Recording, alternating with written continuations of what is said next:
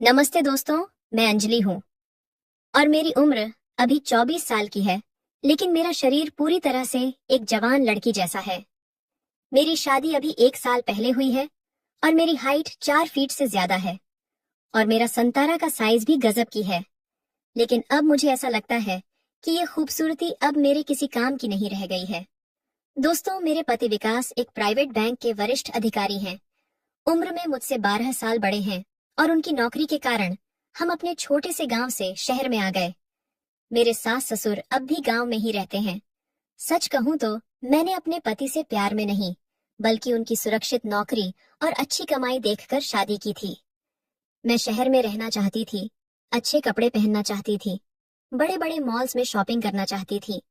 मुझे लगता था कि पैसों से जीवन के सारे सपने पूरे हो सकते हैं। मैं गोरी चिट्टी हूँ, सभी मुझे सुंदर कहते हैं।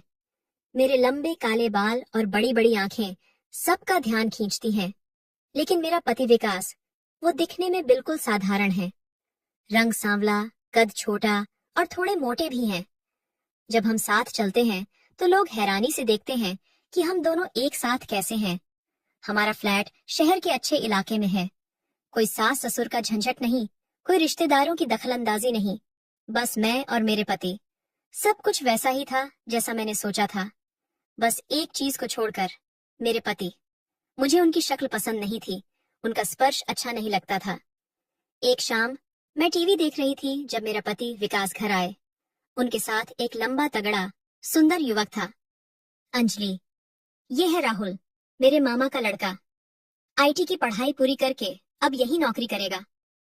जब तक इसका कोई अच्छा ठिकाना नहीं मिल जाता, ये यहीं रहेगा। मेरे पति ने परिचय कराया। राहुल ने झुककर नमस्ते किया। उसके चेहरे की एक झलक ने मेरे दिल की धड़कन बढ़ा दी। सांवले रंग के बावजूद उसका शारीरिक सौष्ठव, चौड़े कंधे, सघन भौहें और गहरी आंखें किसी को भी मोहित कर सकती थीं। मैंने हाथ बढ़ाकर अभिवादन करना चाहा, लेकिन उसने बस दूर से ही हाथ जोड़कर नमस्ते भाभी कहा। मैंने कहा, अरे, तुम यहाँ आराम से रहो। वैसे भी विकास दिन भर बाहर रहते हैं, मुझे भी घर पर बोरियत होती है। राहुल के आने से मेरा भी वक्त अच्छा बीतेगा। फिर मेरे पति ने राहुल को घर के पीछे वाले कमरे में ठहराया और मुझसे कहा, अंजलि, राहुल बहुत शर्मीला है। जो भी जरूरत हो तुम्हें ही पूछना होगा। मैं तो दिन भर ऑफिस में रहता हूँ। मैंने मन ही मन सोचा, फिक्र मत करो, मैं इसका अच्छे से ख्याल रखूंगी। अगली सुबह मैं जल्दी उठकर नहाई धोई और अपने सबसे अच्छे सूट में तैयार हुई। बालों को खुला छोड़ा, हल्का मेकअप किया और थोड़ा परफ्यूम भी लगाया। जब मैं लिविंग रूम में पहुंची तो राहुल योगा कर रहा था। उसका फिट शरीर, पसीने से चमकता चेहरा और मजबूत बाहें देखकर मेरा मन विचलित हो गया। जैसे ही उसकी नजर मुझ पर पड़ी, वह तुरंत उठा और टी शर्ट पहनकर गुड मॉर्निंग भाभी कहकर अपने कमरे की तरफ बढ़ गया। मैंने सोचा, अरे, ये तो मुझे देखता ही नहीं। फिर मैंने खुद को संभाला और अपने आकर्षण पर भरोसा रखते हुए खास नाश्ता बनाया, पनीर पराठे और दही। जब विकास और राहुल नाश्ता करने बैठे तो मैं भी उनके साथ बैठ गई।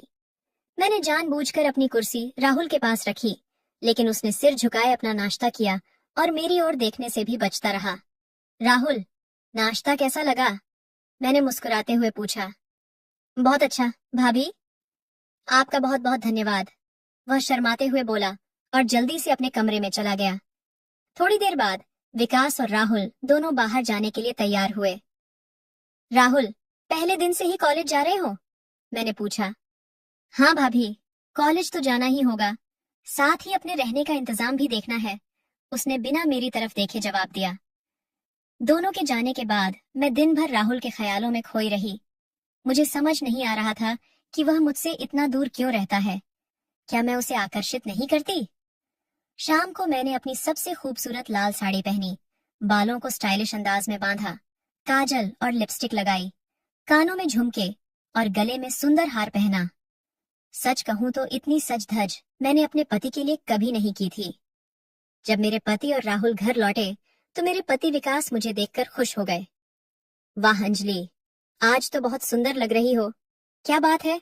विकास ने मेरी तारीफ की, लेकिन जिसके लिए मैं इतनी सजी धजी थी उसने मेरी तरफ एक बार भी नहीं देखा।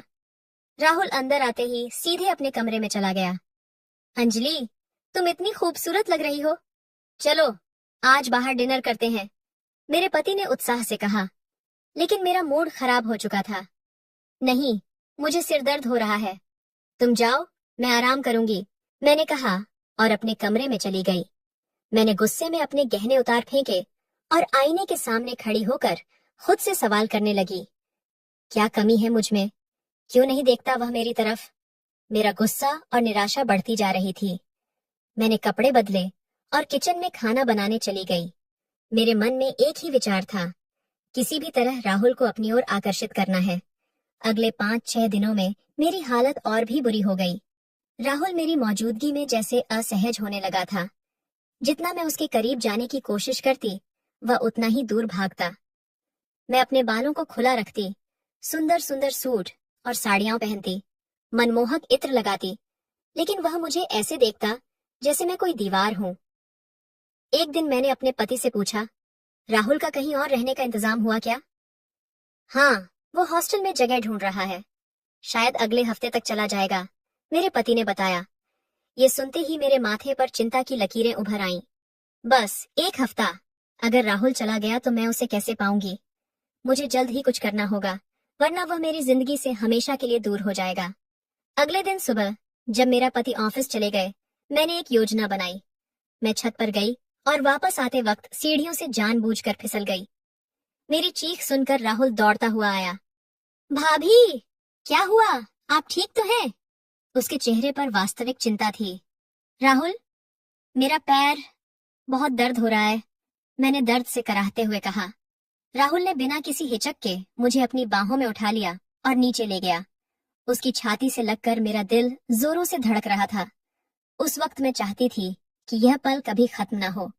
मेरा पति को फोन करके राहुल मुझे तुरंत अस्पताल ले गया। डॉक्टर ने जांच की और बताया कि मेरे टखने में मोच आई है और कम से कम 15 दिन तक मुझे आराम करना होगा। टखने पर प्लास्टर करना होगा और आपको बिस्तर पर आराम करना होगा, डॉक्टर ने कहा। घर लौटने पर मेरा पति चिंतित था। अब मैं तुम्हारी देखभाल कैसे करूंगा? मैं तो दिन भर ऑफिस में रहता हूँ। राहुल ने तुरंत कहा, भैया आप चिंता मत करिए, मैं यहीं रहकर भाभी की देखभाल कर लूंगा। लेकिन तेरा कॉलेज? मेरे पति ने पूछा। कोई बात नहीं, सेमेस्टर अभी शुरू ही हुआ है, कुछ दिन छोड़ दूंगा। भाभी की सेहत ज्यादा जरूरी है, राहुल ने कहा। मेरे चेहरे पर मुस्कान आ गई। मेरी योजना काम कर गई थी। अब राहुल को मेरी देखभाल करनी होगी, मेरे पास रहना होगा। इसका मतलब मेरे पास उसे अपना बनाने के लिए पूरे 15 दिन थे। अगली सुबह जब मेरा पति ऑफिस चले गए तो मैंने राहुल को आवाज दी, राहुल जरा इधर आना। वह मेरे कमरे के दरवाजे पर खड़ा हो गया, अंदर आने से कतराता हुआ। क्या हुआ भाभी? कुछ चाहिए था, मैं बोली। राहुल मुझे बहुत बोर हो रहा है, क्या तुम मुझे हॉल में ले जाओगे? मैं यहाँ अकेली पड़ी पड़ी पागल हो जाऊंगी, मैंने अपनी आंखों में विनती भरकर कहा। भाभी, डॉक्टर ने आपको आराम करने को कहा है, बिस्तर से उठना ठीक नहीं होगा। आप बताइए आपको क्या चाहिए, मैं ला दूंगा, उसने दरवाजे से ही कहा। मैंने निराश होकर कहा, कुछ नहीं, बस थोड़ा पानी दे दो। उसने पानी का गिलास टेबल पर रखा और चला गया। मैं गुस्से से भर गई थी। जिसके लिए मैंने अपना टखना तुड़वाया था वह तो मेरे कमरे में आने से भी डर रहा था। अगले दिन मैंने अपनी साड़ी का पल्लू जानबूझकर फर्श पर गिरा दिया और जोर से राहुल को पुकारा, राहुल जल्दी आओ। वह दौड़कर आया। क्या हुआ भाभी? मैं अपने बिस्तर से उतरने की कोशिश कर रही थी, लेकिन पैर में दर्द है, मदद करोगे? मैंने अपना हाथ उसकी ओर बढ़ाया। राहुल ने मेरी तरफ देखा, फिर मेरे हाथ को थामा और मुझे सहारा देने के लिए अपना कंधा आगे किया। मैंने अपना हाथ उसके कंधे पर रखा और जानबूझकर उसके करीब खींच गई। मेरा शरीर उसके शरीर से सट गया। मेरे बाल उसके चेहरे को छू रहे थे। मुझे उसकी सांसें तेज होती महसूस हुई। मेरा दिल धड़क रहा था। कम से कम उसके शरीर पर तो मेरा असर हो रहा था। लेकिन वह जल्दी से मुझे सहारा देकर बिस्तर पर बिठा दिया और पीछे हट गया। भाभी, आपको किसी चीज की जरूरत हो तो बस आवाज दीजिए, मैं आ जाऊंगा, लेकिन कृपया अकेले उठने की कोशिश मत कीजिए, उसने कहा और जल्दी से कमरे से बाहर चला गया। मैंने हर दिन कोई न कोई बहाना बनाकर उसे अपने पास बुलाया, कभी पानी के लिए, कभी मोबाइल देने के लिए, तो कभी सिर्फ बात करने के लिए। हर बार वहां आता, लेकिन जल्द से जल्द कमरे से बाहर निकल जाता। एक दिन मैं सीधे बिस्तर से उतरकर जमीन पर गिर गई और जोर से रोने लगी। राहुल भागकर आया और मुझे देख घबरा गया। भाभी, आप ठीक तो हैं?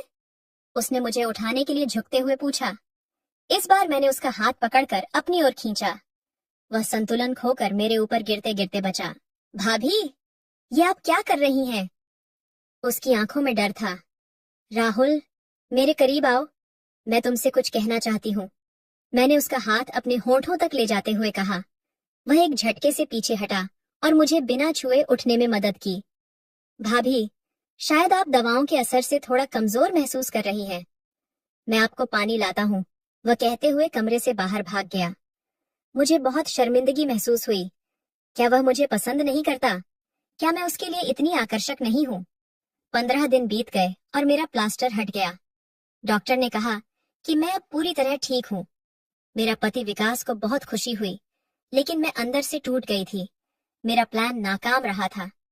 फिर एक दिन विकास ने बताया, राहुल के लिए एक अच्छा हॉस्टल मिल गया है, वह कल से वहीं शिफ्ट हो जाएगा। मैं अंदर से कांप गई। बस एक दिन, अब तो मुझे कुछ बड़ा ही करना होगा। उस रात मेरे पति के ऑफिस से फोन आया कि उसे देर हो जाएगी। घर में सिर्फ मैं और राहुल थे।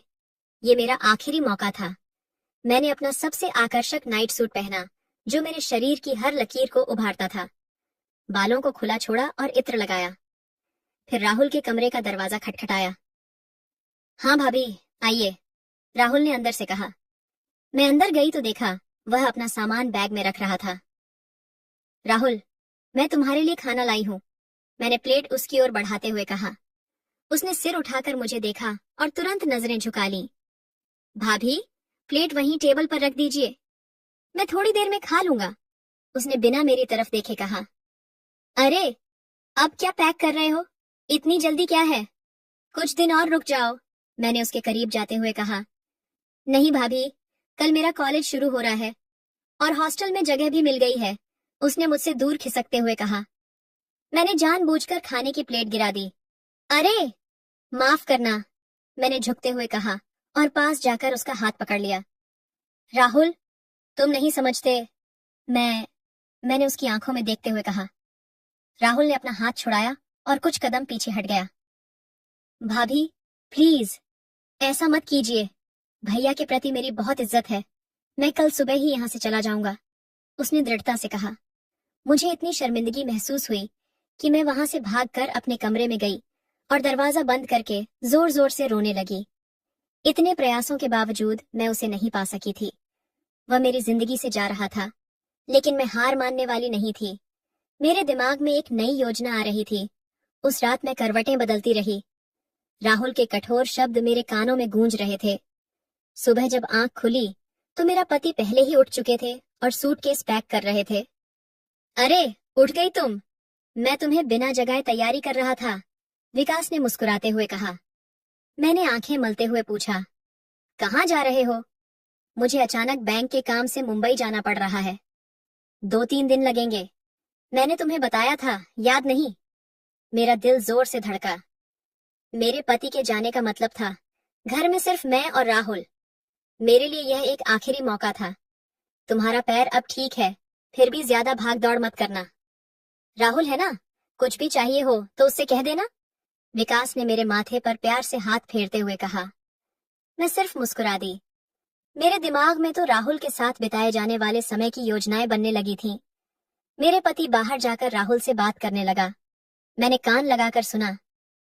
राहुल, मैं 2-3 दिन के लिए बाहर जा रहा हूँ, अंजलि का ख्याल रखना, विकास कह रहा था। भैया, अगर आपको कोई ऐतराज ना हो तो मैं कल ही हॉस्टल शिफ्ट हो जाऊंगा, वहां कमरा मिल गया है, राहुल ने कहा। मेरी सांसें रुक गईं। राहुल कल ही जाना चाहता था। क्या हुआ, सब ठीक तो है ना? यहाँ कोई दिक्कत है क्या? विकास ने पूछा।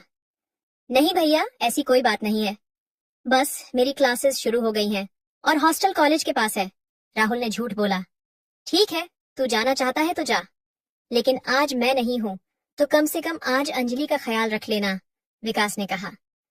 विकास के जाने के बाद मैंने अपने सबसे अच्छे कपड़े पहने, बालों को संवारा और हल्का मेकअप किया।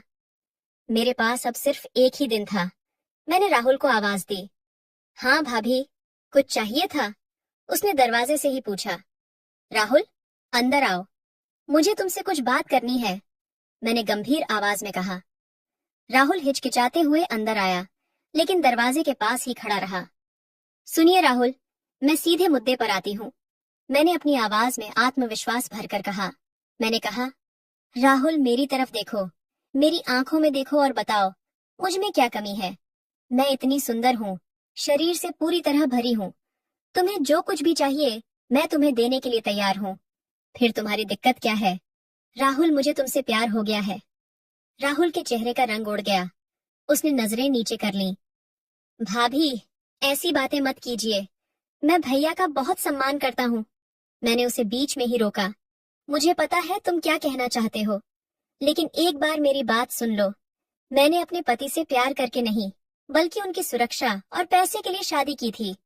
मुझे उनके साथ कोई खुशी नहीं मिलती। तुम्हें देखा तो पहली बार मुझे समझ आया कि प्यार क्या होता है। राहुल ने गुस्से से मुझे देखा। भाभी, आपको शर्म आनी चाहिए। भैया आपसे बहुत प्यार करते हैं, वे आपके लिए क्या क्या नहीं करते। और आप, तुम क्या जानो प्यार के बारे में? मैं भावुक होते हुए बोली। अगर तुम मुझे चाहो तो मैं विकास को छोड़ सकती हूँ। मेरे पास पैसा है, हम दोनों कहीं भी जा सकते हैं, नई जिंदगी शुरू कर सकते हैं। राहुल के चेहरे पर अविश्वास और गुस्से का भाव उभरा। उसने कदम बढ़ाकर मुझे जोर से एक थप्पड़ मारा। बस कीजिए, बहुत हो गया। मैं भैया का विश्वास कभी नहीं तोड़ूंगा। वे मेरे लिए भगवान से कम नहीं है। और आप सिर्फ स्वार्थ और वासना से भरी हुई हैं। आप प्यार के नाम पर धब्बा हैं। मेरे गाल पर थप्पड़ का निशान था, लेकिन उससे ज्यादा मेरे अहंकार को चोट पहुंची थी। तुम्हें यह सब महंगा पड़ेगा, मैंने कड़वाहट से कहा। मुझे धमकी मत दीजिए भाभी, मैं कल सुबह ही यहाँ से चला जाऊंगा, राहुल ने कहा और कमरे से बाहर चला गया। रात होने तक मैंने अपनी हार नहीं मानी। मैंने अपने पास रखी एक्स्ट्रा चाबी उठाई और रात के 12 बजे, जब घर में सन्नाटा था, चुपके से राहुल के कमरे का दरवाजा खोला। कमरे में अंधेरा था। मैं धीरे धीरे उसके बिस्तर की तरफ बढ़ी। वह गहरी नींद में था। मैंने चादर उठाकर उसके बगल में लेट गई और उसे अपनी बाहों में भर लिया। अचानक बत्ती जल उठी और मैं चौंक गई। दरवाजे पर राहुल खड़ा था। मैंने घबराकर अपने बगल में देखा तो पाया कि मैंने जिसे गले लगाया था वह राहुल नहीं, विकास मेरा पति था। विकास, तुम तो मुंबई गए थे ना? मेरी आवाज कांप रही थी। विकास उठकर बैठ गया। उसके चेहरे पर अजीब सी मुस्कान थी। नहीं अंजलि, मैं कहीं नहीं गया था। ये सब एक नाटक था, विकास ने शांत स्वर में कहा। क्या मतलब? मैं समझ नहीं पा रही थी। मतलब ये कि राहुल मुझे पहले ही दिन से बता रहा था कि तुम उसके साथ क्या कर रही हो। पहले तो मुझे यकीन नहीं हुआ, मैंने उस पर ही शक किया, लेकिन फिर मैंने तुम्हारी करतूतें अपनी आंखों से देखी, मेरा पति ने कहा। राहुल, लाइट जलाओ, विकास ने आवाज दी। पूरे कमरे की लाइट जल गई और मैंने देखा कि एक कोने में एक कैमरा सेट किया गया था। हमने तुम्हारी हर हरकत रिकॉर्ड कर ली है अंजलि, तुम्हारा हर झूठ, हर साजिश, राहुल ने कहा। मैं अपमान और शर्म से भर गई। मेरे पैरों तले जमीन खिसक गई। मैं बेड से उतरकर भागना चाहती थी, लेकिन मेरे पैर जवाब दे गए। तुम सोचती हो कि तुम बहुत चालाक हो अंजलि, विकास ने कहा। तुमने सिर्फ मेरे पैसों के लिए मुझसे शादी की और फिर मेरे भरोसे और प्यार का मजाक उड़ाया, लेकिन मैं इतना भी बेवकूफ नहीं हूं जितना तुम समझती हो। विकास, मैं माफी चाहती हूँ। ये सब, मैं हिचकियां लेते हुए कहने लगी। बस करो अपना नाटक, मेरा पति ने गुस्से से कहा। आज रात यहीं सो लो, कल सुबह तक मैं चाहता हूँ कि तुम अपना सामान बांध लो और इस घर से चली जाओ। मैं तुम्हारे लिए तलाक के कागजात भेज दूंगा। विकास और राहुल दोनों कमरे से बाहर निकल गए और मुझे अकेला छोड़ दिया। मैं फर्श पर बैठकर रोने लगी। मैंने अपने आप से क्या किया था? मैंने एक अच्छे इंसान की जिंदगी बर्बाद कर दी थी, जो मुझसे सच्चा प्यार करता था, सिर्फ अपनी वासना और अहंकार के चलते। अब मेरे पास कुछ भी नहीं बचा था, न पैसा, न प्यार, न सम्मान, बस पछतावा और अपमान। सुबह होते ही मैंने अपना सामान पैक किया और विकास के घर से हमेशा के लिए निकल गई। मैं नहीं जानती थी कि मैं कहाँ जाऊंगी, लेकिन मैं जानती थी कि मेरी जिंदगी अब कभी पहले जैसी नहीं होगी। प्यार सिर्फ सुंदरता और पैसों पर नहीं टिकता, ये मुझे बहुत देर से समझ आया था। दोस्तों, कभी कभी हम लालच में आकर जो पास है उसकी कीमत नहीं समझते। अंजलि ने अपने स्वार्थ और वासना के चलते एक अच्छे रिश्ते को खो दिया। प्यार का असली मतलब सिर्फ पैसा या शारीरिक आकर्षण नहीं होता, बल्कि सम्मान, विश्वास और समझदारी होती है। दोस्तों, आपको यह कहानी कैसी लगी? कृपया अपने विचार साझा करें। अगर आपको यह कहानी पसंद आई तो इसे लाइक और शेयर करें। ऐसी ही और कहानियों के लिए हमारे चैनल को सब्सक्राइब करें और बेल आइकन दबाना न भूलें। धन्यवाद।